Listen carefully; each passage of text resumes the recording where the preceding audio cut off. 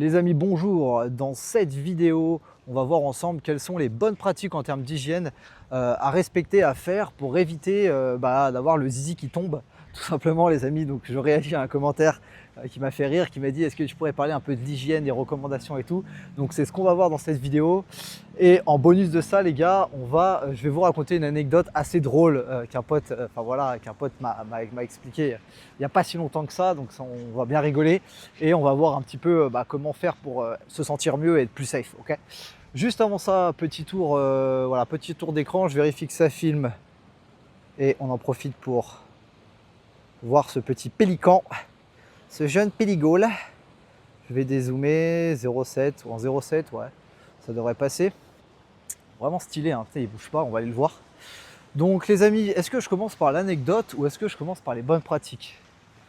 Je vais peut-être commencer par les bonnes pratiques, on fera en fin de vidéo l'anecdote, allez, ça peut être pas mal. Je me rapproche vite fait du pélican et ensuite on attaque, c'est pas du tout un pélican, je sais pas ce que c'est cette histoire, mais regardez-moi ça. Qu'est-ce que c'est que cette histoire encore? Il est pas peureux lui, hein. Incroyable mais vrai. Du coup les amis, alors, bon, on va rentrer direct dans le vif du sujet. Quelles sont les bonnes pratiques et dans quel cas vous devriez peut-être vous inquiéter, dans quel cas peut-être c'est un peu plus tranquille. C'est des trucs de base, mais on va revoir un petit peu tout ça ensemble. Bon, pour commencer les amis, faisons simple. Le bon sens paysan. Quand vous arrivez avec une gourgandine, disons ça comme une charbonneuse. Alors nous on va les appeler les charbonneuses, il faut que je trouve un mot. On va les appeler les charbonneuses. Donc les charbonneuses, c'est les travailleuses qui sont indépendantes avec leur corps. Voilà, vous comprenez un petit peu. Donc les charbonneuses, et quand j'utilise le mot charbonner, c'est que voilà, elles passent à l'acte. Avec les yonclis, les clients, d'accord?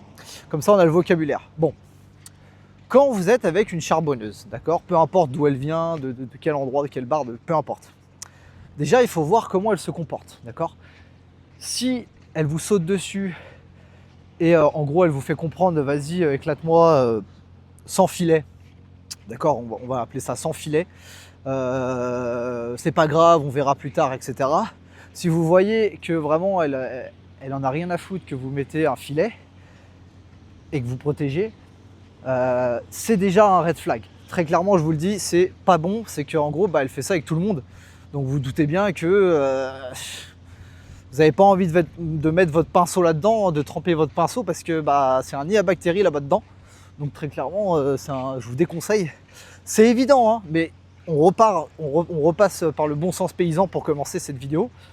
Donc déjà, quand vous voyez que cette charbonneuse n'est pas très précautionneuse, enfin qu'elle ne prend pas de précautions, qu'elle n'est pas là un petit peu peureuse, attention à vous les amis, attention à vous. À l'inverse les amis, si vous voyez qu'elle arrive, you go shower first, I go shower first, elle veut absolument que vous preniez une douche, qu'elle prend une douche, et elle vous fait comprendre très clairement que sans filet, il n'y aura pas de rapport.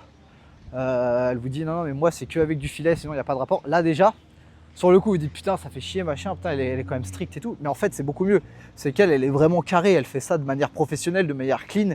Et du coup derrière il n'y a pas de raison de stresser parce que vous allez mettre le filet, vous allez faire votre affaire et tout va bien se passer, ça va être clean dans les règles de l'art et vous allez ressortir de là la tête haute et les couilles vidées. Donc plus sérieusement, en gros, pour moi, c'est des petits trucs simples, mais que pas tout le monde fait et pas tout le monde sait, qui font que je touche du bois, j'ai pas de bois, je touche du sable. Allez, je touche du sable. Écoutez bien les gars, excusez-moi. En gros, voilà, moi ça fait 4-5 ans que je suis là, j'ai quand même tourné fort, vous voyez ce que je veux dire? Je vais pas rentrer dans les détails, mais je suis pas non plus à des chiffres de malade, hein, mais 300-400 quoi. Donc j'ai quand même pas mal envoyé ce qu'il fallait. Et à côté de ça, je touche du sable, j'ai pas chopé encore de trucs bizarres. Donc mon zizi est toujours là, il n'est pas tombé encore. J'ai pas eu de piqûre dans le cul, voilà, vous avez compris, j'ai rien eu pour l'instant. Je touche du bois, j'avais fait des tests il y a 3-4 mois et j'ai pas refait de dinguerie depuis, donc normalement, voilà. Bref, voilà ce que je fais moi personnellement. Avant chaque rapport, entre guillemets, je vais d'abord, si possible, me laver, alors ça paraît évident, mais je rappelle tout le temps, me laver l'engin, me laver bien comme il faut l'engin.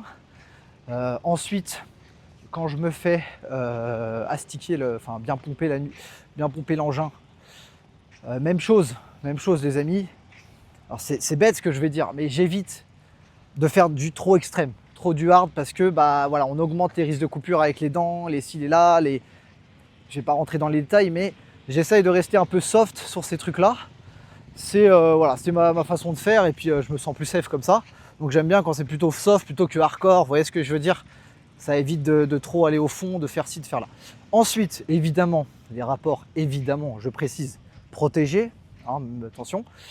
Ça m'est arrivé de déraper, attention, c'est pas le sujet, mais de manière générale protégé. Et surtout, ce que j'ai trouvé comme technique, mais ça sera limite le sujet d'une autre vidéo, c'est que j'ai trouvé des préservatifs qui sont plus fins et qui procurent plus de sensations. Donc entre guillemets, ça me donne plus envie de me protéger, dans le sens où je me dis, je vais quand même kiffer mon moment, et en plus, j'aurai pas de risque en fait. Parce que c'est vrai que les préservatifs de base Durex, c'est solide, oui et non, mais derrière, les niveaux sensations, c'est pourri. Mais ça, c'est un autre sujet. Donc évidemment, les rapports protégés. Évidemment, durant le rapport, je précise quand même, hein, durant le rapport, bah, toujours vérifier toutes les 5-10 minutes que bah, voilà, tout est en place en fait, hein, tout roule. C'est des trucs de base, hein, mais voilà, beaucoup l'oublient. Tout roule. Quand on change de position, voilà, on met en place l'engin, etc., etc.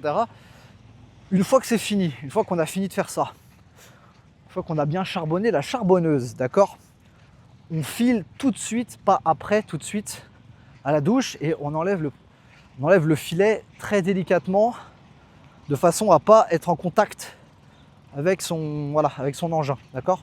Donc on enlève ça délicatement, on met dans un tissu, on met à la poubelle, on file de suite à la douche. À la douche, on se lave avec du produit sans pH, je sais pas quoi là. Bon, vous lavez avec du produit, 2-3 produits différents, avec de l'eau chaude, on se lave bien comme il faut l'engin. Une fois qu'on a fait ça, dans l'idéal, il faut boire de l'eau et il faut pisser. Donc si on arrive à pisser, soit direct après, c'est le top, soit si on arrive à pisser 30 minutes, 1 heure après, c'est super. Une fois que vous avez fait tout ça, vous êtes quand même très bien. Vous êtes lavé l'engin avant, vous avez bien fait attention pendant le rapport, donc il n'y a pas eu de frottement. Vous êtes lavé l'engin bien comme il faut après, vous avez pissé un coup. Déjà, ces trois choses-là, ça vous évitera honnêtement 99% des emmerdes, des chaudes pistes, des gonorrhées, des ci, des là, je vous dis la vérité. Parce que quand vous regardez ChatGPT les stats, bah les stats, les gars, ChatGPT, lui, il dit 10 à 15%. Se dire en gros, lui, il dit, pour la faire simple, sur... attendez que je ne dise pas de conneries. Lui, ils disent en gros, sur 15 meufs, 20 meufs que tu vas faire, tu vas te faire même pomper, hein, même pomper sans filet, d'accord. Bah en fait pour lui, sur les 15-20, tu vas choper un truc, d'après les stats. Mais moi de mon expérience, bah 300-400 que j'ai fait, et puis je me suis jamais fait pomper avec filet, vous en doutez, jamais eu de problème. Donc c'est pour ça que je suis pas forcément une référence, mais pour moi c'est quand même des pratiques qui, voilà, de mon expérience en tout cas, ont porté ses fruits, et puis plein de personnes les utilisent, et pareil, elles recommandent ça. Donc c'est ce que je vous recommande. Alors après, c'est pas des choses, comme on appelle ça, c'est pas des pratiques qui sont sans risque complètement. Il y a toujours des gens qui passent à travers les mailles du filet. Si c'est une chaude pisse, une gonorrhée, c'est pas très grave, dans le sens où bah, tu vas à l'hôpital, ou voilà, tu prends une piqûre dans les fesses, ça se guérit facilement.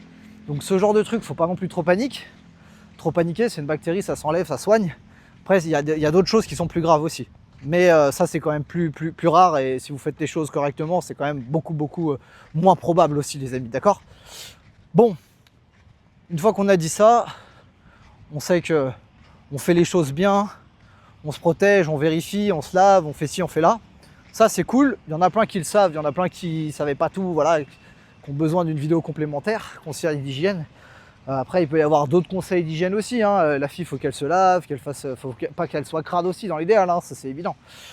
Donc, une fois qu'on sait ça, je vais peut-être pouvoir passer à l'anecdote de mon pote. Donc, pour vous la faire simple, rien d'extraordinaire, mais assez marrante. Donc, il rencontre là une fille un peu de bar, un peu sympa, 25 ans, un peu une folle du sexe, entre guillemets. Il l'emmène faire des tests, non pas dans une clinique de renommée et tout, mais une petite clinique taille, où le test est pas trop cher, ça se fait assez rapidement. Il lui fait faire les tests, le test sort, bon, apparemment elle a rien, tout est négatif, tout est bon. Bon. Il décide de partir à Koh Chang avec elle, il prend un pote à lui, donc ils sont 2 gars et puis cette fille-là. À Koh Chang, c'est voilà, c'est l'orgie, hein. Enfin, ils font ce qu'ils ont à faire, bam bam bam dans tous les sens, à 2, enfin, sans filet, la complète quoi, hein, la complète. Donc la grosse éclate à Koh Chang pendant 3-4 jours. Ils reviennent ici et ils ont tous les deux le zizi qui tombe quoi. Le problème. Non mais ils ont trop fait les fonds de cuve et ils ont chopé tous les deux une bactérie quoi. Donc ils ont chopé la gonorrhée ou la chaude-pisse, je sais pas ce qu'ils ont chopé. Et puis un truc un peu violent. Donc ça les a pas fait rigoler.